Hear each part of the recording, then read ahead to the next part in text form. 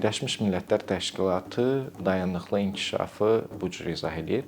Gələcək nəsillərin öz ehtiyaclarını ödəməsinə təhlükə yaratmadan bugünkü nəslin öz ehtiyaclarını ödəyə bilməsidir.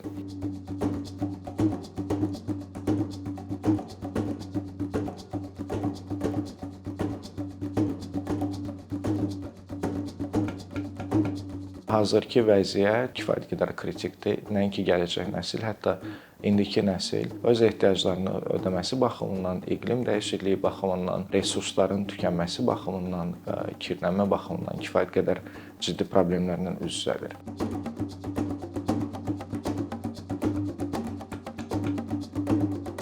Qlobal karbon emissiyalarının 65-70%-ni gündəlik istifadə olunan məhsullar təşkil edir. Qablaşdırılmış qida, geyim, təmizlik vasitələri, kosmetik vasitələr, uşaq oyuncaqları və digər vasitələr, məhsullar bura daxildir. Və məhz bu səbəbdən fərdlər olaraq və istehlakçılar olaraq bizim bu prosesdə kifayət qədər məlumatlı olmağımız mühüm rol oynayır.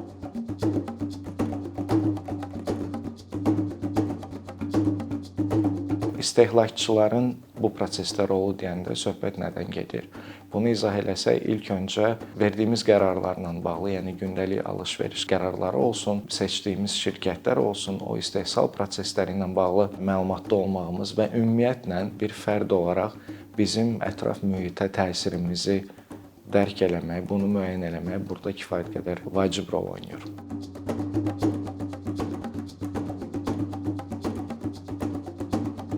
Biz bugün fərdlər olaraq, istehlakçılar olaraq düzgün qərarlar vermiriksə, həm resursların istifadəsi ilə bağlı, həm bizim ətraf mühitə, çevrəyə təsirimizlə bağlı, o zaman həm öz resurslarımızı, öz ehtiyaclarımızı, həm də gələcək nəslin resurslarını və onların gələcəyini təhlükə altına atmış oluruq.